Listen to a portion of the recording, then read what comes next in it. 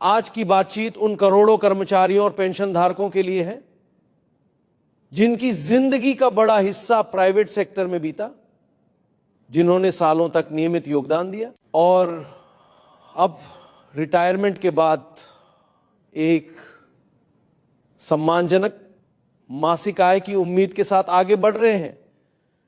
यहां बात सिर्फ किसी एक खबर की नहीं है, बल्कि उन बदलावों की है जिनका असर सीधे आपकी जेब, आपकी पेंशन और आपकी रिटायरमेंट प्लानिंग पर पड़ सकता है। इसलिए इस पूरे विषय को ध्यान से समझना जरूरी है, क्योंकि कई बार अधूरी जानकारी डर भी बढ़ा देती है और गलत उम्मीद भी।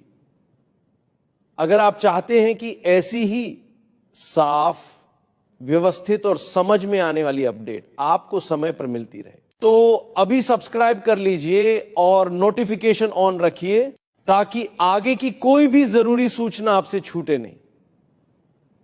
सबसे पहले उस बुनियादी समस्या को समझिए जिससे अधिकांश ईपीएस पेंशन धारक जूझ रहे हैं।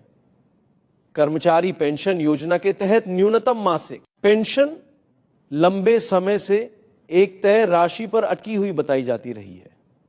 समस्या यह नहीं कि पेंशन है या नहीं, समस्या यह है कि मौजूदा महंगाई के दौर में उस पेंशन का मूल्य लगातार घटता गया। दवाइयां महंगी हुई, जांचें महंगी हुई, राशन, किराया, बिजली पानी, यात्रा, सब कुछ बढ़ा, लेकिन न्यूनतम पेंशन में वास्तविक जीवन के हिसाब से सुधार नहीं दिखा। यही वजह है कि हर बार जब न्यूनतम पेंशन बढ़ाने की चर्चा आती है, पेंशन धारकों के मन में उम्मीद भी जागती है और यह सवाल भी उठता है कि क्या इस बार सच में कुछ ठोस होगा या फिर मामला फिर से विचाराधीन कहकर टाल दिया जाएगा।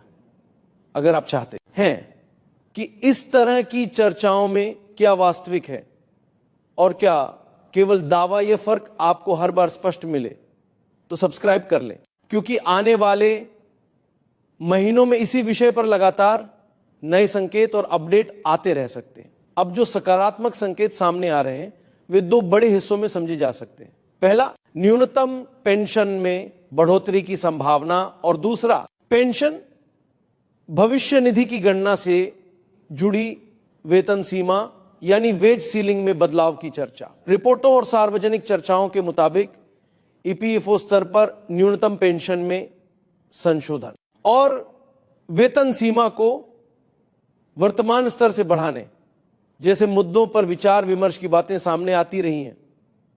यहां ध्यान देने वाली बात यह है कि न्यूनतम पेंशन बढ़ाने का फैसला केवल भावनात्मक नहीं होता। इसके पीछे वित्तीय गणना, फंड की स्थिति और नीति निर्माण की प्रक्रिया जुड़ी होती है। पर इसका यह मतलब ही नहीं कि बदलाव असंभव है। बदलाव संभव है, लेकिन वह आमतौर पर चरणों में, नियमों के साथ और औपचारिक निर्णय के जरिए ही आता है। वेतन सीमा बढ़ाने की चर्चा इसलिए महत्वपूर्ण है क्योंकि इसी सीमा के आधार पर बड़े हिस्से में पीएफ और पेंशन की गणना प्रभावित होती है। अगर वेतन सीमा बढ़ती है तो इसका असर आगे रिटायर होने वालों के लिए बचत और पेंशन दोनों पर दिख सकता है। वहीं जो पहले से पेंशन पा रहे हैं उनके मामले में लाभ किस रूप में और किन शर्तों पर आएगा, यह पूरी तरह अंतिम आदेशों और दिशा निर्देशों पर निर्भर करेगा। इसलिए किसी भी वायरल संदेश पर तुरंत निष्कर्ष निकालने से बेहतर है कि हम वास्तविक निर्णय, अधिसूचना या आधिकारिक परिपत्र का इंतजार करें। और जैसे ही ऐसी कोई आधिकारिक बात सामने आती है, सबसे पहले और स्पष्ट रूप में अपडेट पाने के लिए सब्सक्राइब जरूर कर लीजिए। अब दूसरे हिस्से पर आते हैं जो न्यायिक टिप्पणियों और समय सीमा से जुड़ी चर्चाओं में सामने आया। कुछ रिपोर्टों के मुताबिक उच्च स्तर पर यह बात उठी कि लंबे समय से वेतन सीमा में बड़ा बदलाव नहीं हुआ, जबकि उसी दौरान जीवनयापन की लागत और न्यूनतम वेतन जैसी चीजें ऊपर गईं। इसलिए यह मांग तेज हुई कि वेतन सीमा को यथार्थ के करीब लाया जाए। इसी संदर्भ में कई जगह यह चर्चा भी रही कि सरकार को एक तय समय के भीतर निर्णय लेना चाहिए ताकि सामाजिक सुरक्षा का दायरा और मजबूत हो सके। यहां मूल बात यह है कि अगर वेतन सीमा बढ़ाई जाती है तो संभावित रूप से ज्यादा कर्मचारियों का कवरेज बढ़ सकता है, रिटायरमेंट के बाद मिलने वाले लाभ भी ज्यादा अर्थपूर्ण हो सकते हैं। लेकिन इसके साथ एक व्यावहारिक पहलू जुड़ा है, कर्मचारी की टेक होम सैलरी पर असर। वेतन सीमा बढ़ने से पीएफ योगदान का आधार बढ़ सकता है, जिससे हर महीने कटौती बढ़ेगी। यानी आपकी हाथ में आने वाली नकद राशि कुछ कम हो सकती है, जबकि आपकी लंबी अवधि की बचत ज्यादा मजबूत हो सकती है। इसी संतुलन को देखकर नीति निर्माता अंतिम फैसला लेते हैं। इसी विषय का तीसरा महत्वपूर्ण पहलू यह है कि जब भी वेतन सीमा बढ़ाने की बात होती है, उद्योग जगत और नियोक्ताओं की भूमिका भी सामने आती है, क्योंकि कर्मचारी के साथ साथ नियोक्ता का योगदान भी बढ़ता है। कंपनियों के लिए लागत बढ़ सकती है और यही वजह है कि निर्णय लेते समय सिर्फ फायदा नहीं, पूरे सिस्टम पर प्रभाव देखा जाता है। इसलिए अगर किसी रिपोर्ट में यह कहा जाए कि सीमा अमुक तारीख से लागू हो सकती है, तो उससे अंतिम सत्य मानने से पहले यह देखना जरूरी है कि क्या सरकार ने अधिसूचना जारी की, क्या ईपीएफओ ने परिपत्र निकाला और क्या लागू होने की तिथि स्पष्ट रूप से लिखी गई। यही वो जगह है जहां बहुत से लोग भ्रम में फंस जाते हैं।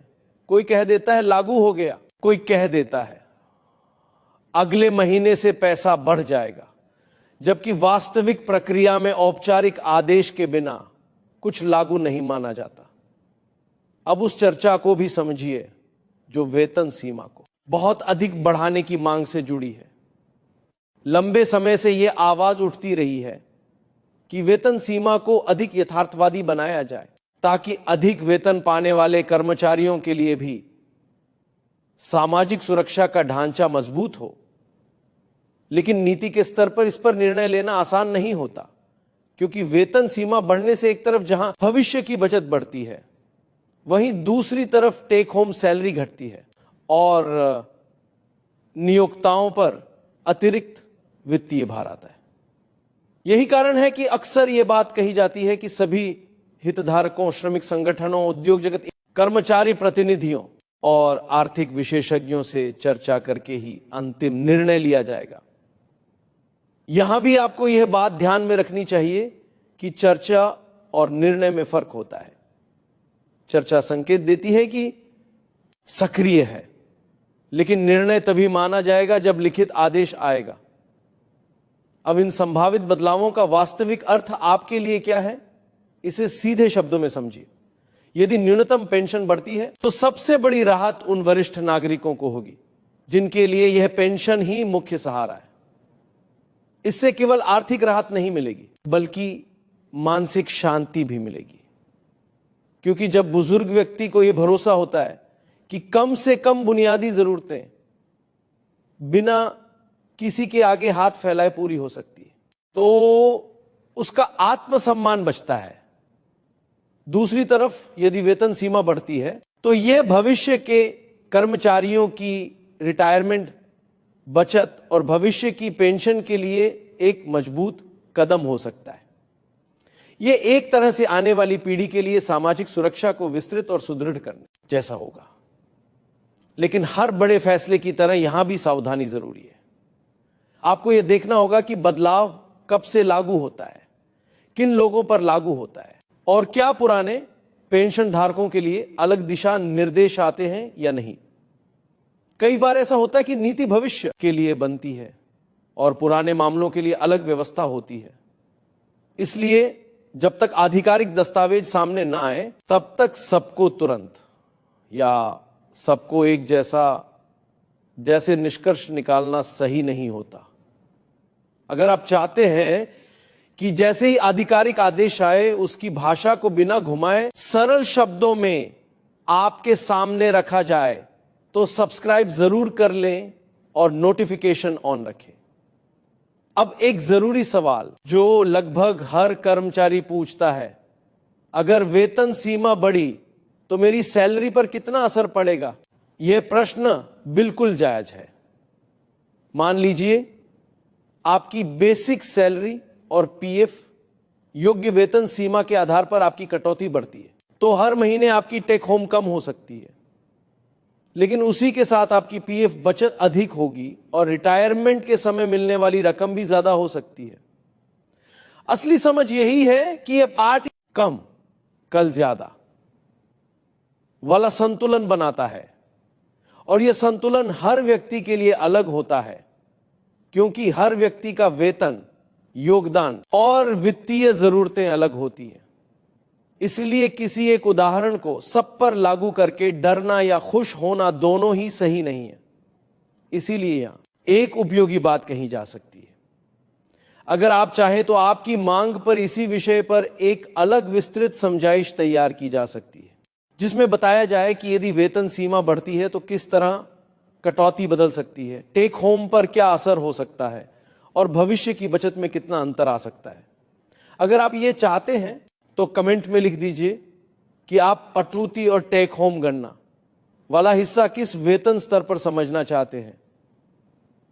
आप चाहे तो केवल रेंज लिखें, जैसे 18,000, 25,000, 35,000 या 50,000 के आसपास, ताकि उदाहरण सही बैठ सके। और हां, अगर आप चाहते हैं कि ऐसे गणनात्मक वीडियो या स्क्रिप्ट जैसे ही बने आपको सबसे पहले मिले तो सब्सक्राइब कर दीजिए, क्योंकि फिर अपडेट मिस नहीं होंगे। अब एक बार फिर उस बड़े संदेश पर लौटते हैं। पेंशन और सामाजिक सुरक्षा केवल आर्थिक नीति नहीं, यह मानवीय जिम्मेदारी भी है। जिस व्यक्ति ने अपने जीवन के 3-4 दशक काम में लगा दी, उसका रिटायरमेंट संघर्ष में न बदले, यही किसी भी कल्याणकारी व्यवस्था का उद्देश्य होना चाहिए। न्यूनतम पेंशन का मुद्दा इसी उद्देश्य से जुड़ा है, और वेतन सीमा बढ़ाने का मुद्दा उस व्यवस्था को आगे के वर्षों के लिए प्रासंगिक बनाने से जुड़ा है। इसलिए इस विषय को केवल खबर की तरह नहीं, भविष्य की तैयारी की तरह देखना चाहिए। अंत में एक छोटा सा अनुरोध, यह जानकारी उन लोगों तक जरूर पहुंचाइए जिन्हें इसकी सबसे ज्यादा जरूरत है। बहुत से बुजुर्ग पेंशन धारक और कर्मचारी सोशल मीडिया के भ्रम में जल्दी आ जाते हैं, क्योंकि आधिकारिक भाषा समझना कठिन होता है। आप उनके साथ यह बात साझा कर सकते हैं कि अंतिम बात हमेशा आदेश, अधिसूचना और परिपत्र से तय होती है, न कि वायरल संदेशों से। और अगर आपके घर में, रिश्तेदारी में या मित्रों में कोई ऐसा व्यक्ति है जो पेंशन या पीएफ से जुड़ी चिंता में है, तो यह जानकारी उसे भेज दीजिए, ताकि वो डर की जगह समझदारी से अपनी योजना बना सके। अगर आप चाहते हैं कि आगे आने वाले दिनों में इस विषय पर जो भी ठोस अपडेट, आदेश या स्पष्ट दिशा निर्देश सामने आए, वे आपको बिना देर के मिले, तो एक बार फिर याद दिला दूं, सब्सक्राइब कर लीजिए और नोटिफिकेशन ऑन रखिए।